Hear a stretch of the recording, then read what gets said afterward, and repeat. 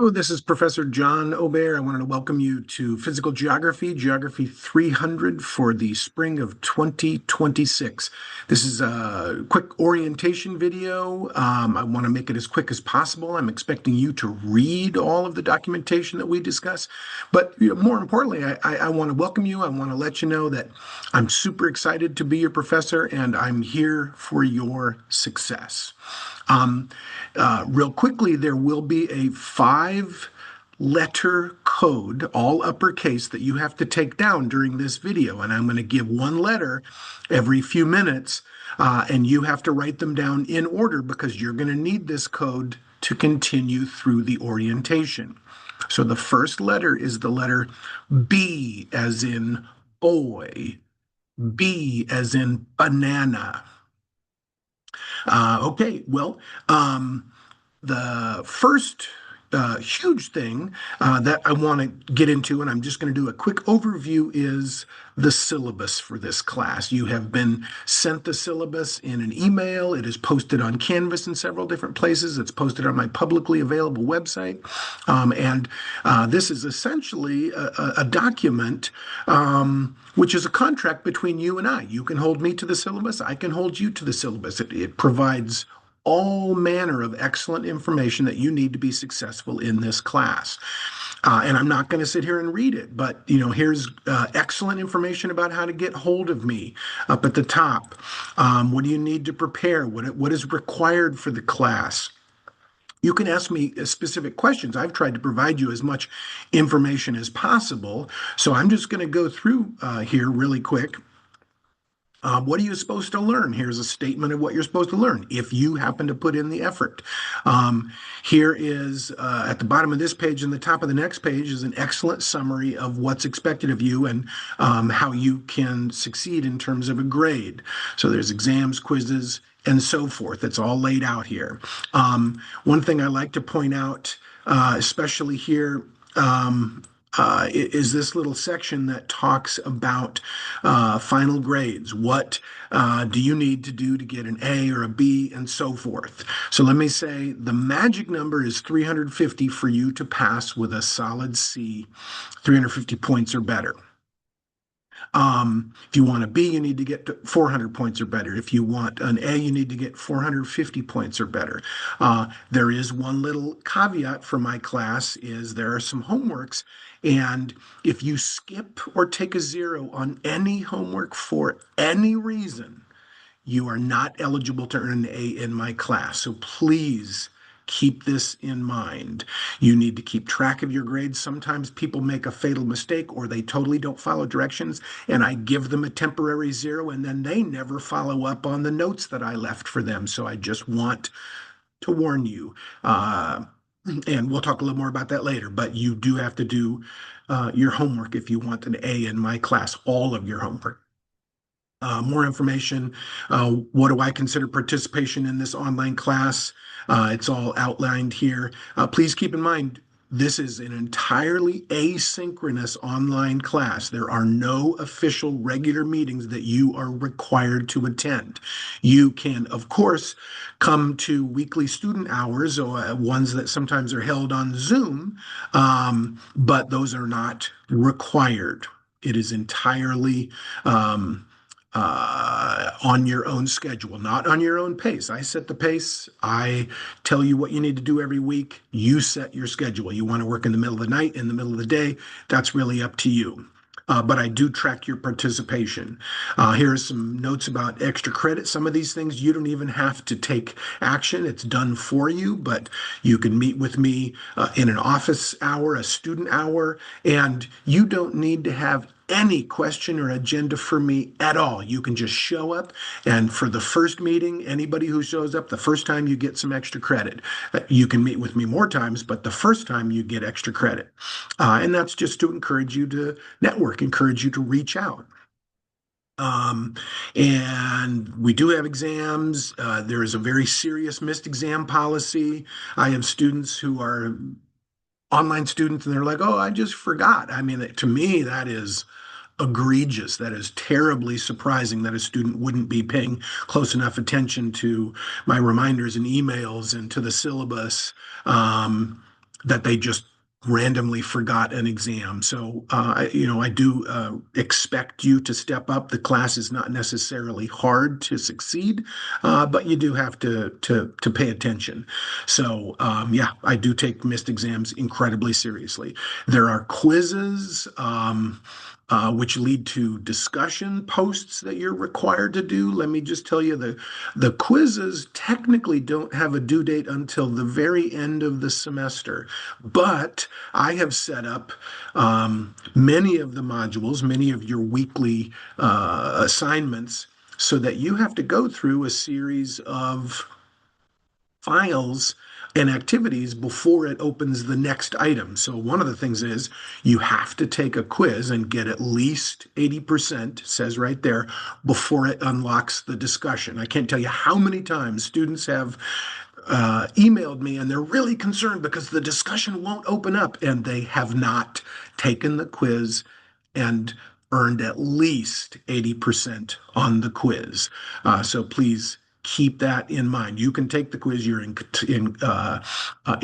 to repeat the quizzes multiple times, but you have to get 80% or higher at least once for it to open up the discussion.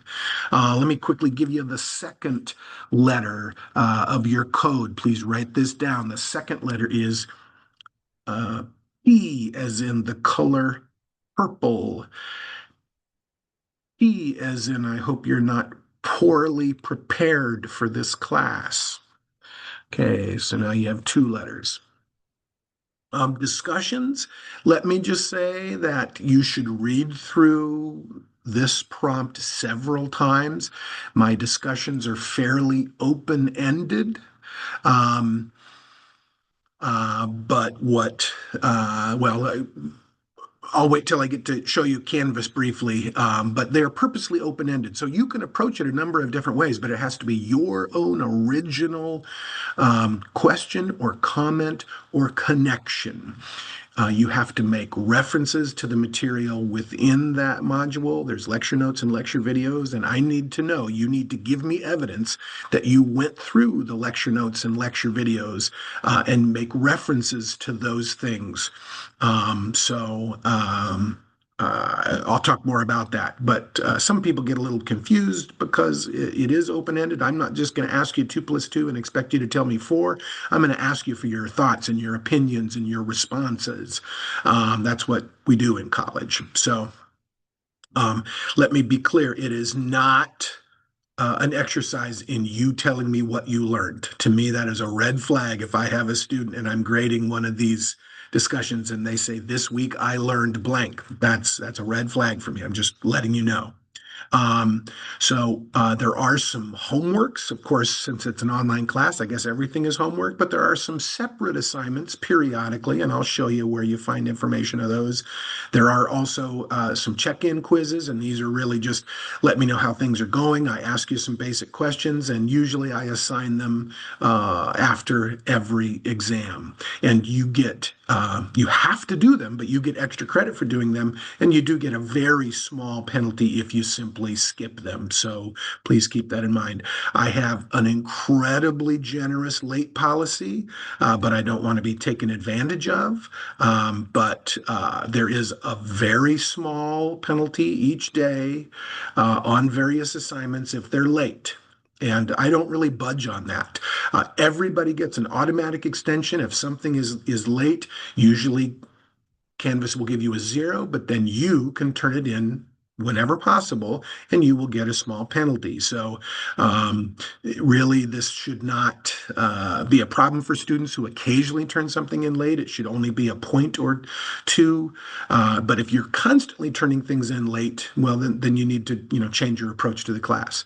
I will not, by the way, let late penalty points drop someone to a D or an F. So if late penalty points are the only thing keeping you from bumping up to a passing C, I will take away the late penalty points. So that's a pretty generous policy, but again, it does come with some penalty points if you choose to turn things in late. You have about 6 days, and each day I take off a tiny bit more and a tiny bit more and a tiny bit more, but I only take off a total of 30%. So on a 10-point assignment, you can still get 7 points, which is really excellent. And then there's a lot of fine print. You can read all this. I will tell you that I take cheating and plagiarism very seriously, including passing off any work as your own, which is not your own. And this includes any AI generated text. So, ChatGPT or any other artificial intelligence generated text. I have a number of ways to determine and process your answers to determine if that's happening. So, I don't really care if your English isn't excellent. I don't care if your writing isn't excellent. I want to hear your own responses, your own opinions, your own reactions written in your own typing. So please keep this in mind. This is really important to me. And I want to be clear is I limit you. You need to refer specifically to the things in my materials, my lecture notes and my lecture videos. So it's not just, I don't give any assignments that are just general internet research assignments. I expect you to look into my lecture notes and my lecture videos. So please keep that in mind. Again, read all this. If somebody's interested in geography, I'd love to help people out. There are jobs you can go on if you want to continue to major in it, get advanced degrees, look into employment. I love to help students with this. And then finally, here is the course schedule. And this is this is what I use to lay out your entire class in Canvas. All of the due dates, all of the assignments, they're all listed right here. So if I were you, I would try to find a way to print this page out and post it somewhere. I even have little boxes so you can check off assignments if you need to. But again, I set the pace. I assign all the work. You decide what your own personal schedule is each week. And then there's exams. There's 4 total exams. So again, this is pretty straightforward. Hopefully this makes sense to you. Now, I'm going to give you the next letter. The third letter in your code is the letter Z, as in zoo. Z, as in I'm going to the zoo where there are elephants and giraffes. Okay, so I'm going to jump over now to Canvas. This is our class. This is where you found the link to make your way to this video. It should look like this, at least when you first open up the class.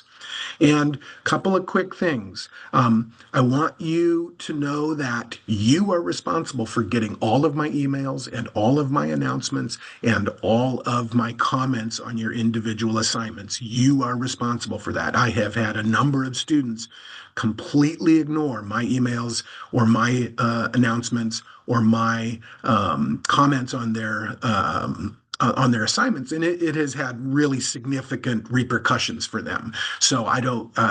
I'm not going to call you at home. I'm not going to come and knock on your door, but I do reach out using the mechanism within Canvas and the college's email system, and you need to read that stuff. Now, let me say, you can go, I don't know exactly what it's going to look like for you, but you can go to account and you can go to notifications.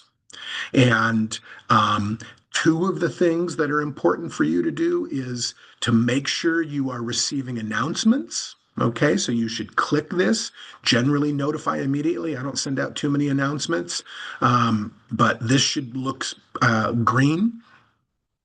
Should look like what you see here. And then also submission comments. This should look green here. You should have it set so that you receive submission comments. Again, I'm not sure what it looks like for you, but whatever setting you have the option of turning on or off, you should turn on for announcements and submission comments. So you are forewarned. Please pay attention to that. You should do that as soon as possible. Even pause this video right now and go do that. So that's one point about Canvas. Another quick point about Canvas is that so a lot of students like to use a to-do list that Canvas creates for you. Let me tell you that this is the perfect summary of what is expected of you every single week and the due dates. And that is how I've structured Canvas. I For instance, if you have a quiz, I have disabled the link to get to quizzes. Some professors don't do this. I don't want you to go straight to the list of quizzes. I don't want you to go straight to the list of discussions. So I have disabled those. I don't want you to go straight to individual assignments. You cannot see all of these on our class Canvas page because I have disabled them. Because what I want is for you to go to modules. Everything in this class is in modules. So please keep that in mind. It looks like this. I have tried not to publish too many, so you can't see the entire class. You can only see what is currently due. Um, and again, I try not to overload you right now. This is the orientation that you're working through. There will be the check-in quizzes here, but right now you can't see that. There'll be an informational folder with the syllabus and other stuff. There'll be an informational module or folder, if you will, with information about the textbook. There are some free options. I'm not going to go over all of them because you're going to read this, but you are expected to acquire a textbook. It can be an older version. There's a lot of different opportunities. It can be a digital version, it can be a paper version. The library will check out a limited number of textbooks to students. So that's your job to go in there and jump in and see what's going on. Here's a whole thing about careers in geography. There's all kinds of stuff to do in geography. And then finally, I have these little text lines that I will move around every week so that I can identify what is assigned for that week. And I just move these so you know if you're keeping up what is assigned for that week. If you have skipped a previous week, well, that's on you to keep track of. So I'm not going to change the order of everything in modules. I'm going to keep the order. And then as new stuff, as I assign new stuff, I will publish them. So for me, it turns it into a little green dot. But right now, anything without the green dot, you cannot see because students have told me it's overwhelming if too much gets opened up. But aside from this checklist, which you are working on right now, the only thing that is due is this for the first week is this Unit 1, Module 1. I've opened up Unit 1, Module 2, and please notice again, this is exactly what is described here, okay? Over in the syllabus. Um, I've opened up, like I said, Unit 1, Module 2 for in a week or two. There is a map quiz due. I've already opened that up, so you can start on that. There's a homework due in a couple of weeks. You can start on that. I've opened those up, but I haven't opened up everything else, again, because I don't want to overwhelm people. Um, Let me be clear about how the modules work. If it's named Unit 1, Module 1, these are instructional modules. This is the basic fundamental content of the class. So you open it up, and I want to be clear. I'm summarizing what it says in this first link. You have to go through everything in order. You have to go through everything in order to unlock the next item and the next item. So you will not be able to go straight to the quiz or the discussion if you haven't gone through everything else above it in order. I can't tell you how many students, I don't know, they're not listening or they can't figure this out. And it's a little bit frustrating to me as a teacher, but eventually people figure this out. So the first two things are always the lecture notes. And let me just open this up right here, PDF. My lecture notes, I just give out to students. You can download them. You can also, if once you have gone through the orientation, it gives you instructions on how you can go to American River College and get paper copies of all of my notes. You don't have to print them out. I just printed them for you. There's like 100 pages, and it's totally for free if you follow those instructions. But this is what they look like. These are the lecture notes. What I would do is I would go through and review those. Frankly, I would make sure to have a paper copy, whether you print them out yourself. But here they are. And you'll notice sometimes they have a little flag that says this is the topic related to an essay. So maybe you need to prepare more deeply for that. And then you'll see some sample questions. Everyone looks about like this. And then you go on to the next thing at the bottom of the page. And then you go on to the next thing. And then you go on to the next thing. The first two items are the lecture notes in two different formats. So one of them is Microsoft Word, one of them is PDF, whichever works better for you. It's the same thing. And then the third thing is the video lectures. And this is, again, the meat of the class. This is what introduces the class.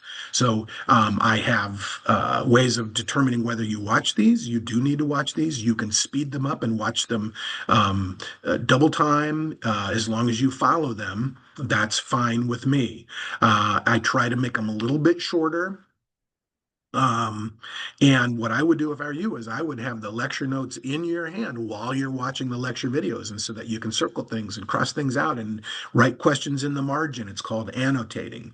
And then there's always a file called video extras, and this is something you don't necessarily absolutely have to do, but it's videos that or other resources that are a little more extensive. They delve into topics a little more deeply that I wouldn't have my own in class. So you have to look at this page. I would review what's there, but you don't have to view all those. And then finally, there's the quiz. You absolutely have to get 80% or better to unlock the discussion, which is at the end of every single one of these Unit 1, Module 1, Unit 1, Module 2, Unit 1, Module 3. They all end with a discussion. And again, it is open-ended. Based on my lecture notes and my lecture videos, you need to ask one or more detailed questions. You need to make a detailed comment and or you need to make a detailed connection. Maybe you traveled somewhere. Maybe you saw something on Netflix. Maybe you read a book. But I want you to sit down and come up with a response to what you learned. You are not, as I made clear before, simply restating what you learned. It has to be, it says 3 sentences. That would be minimum.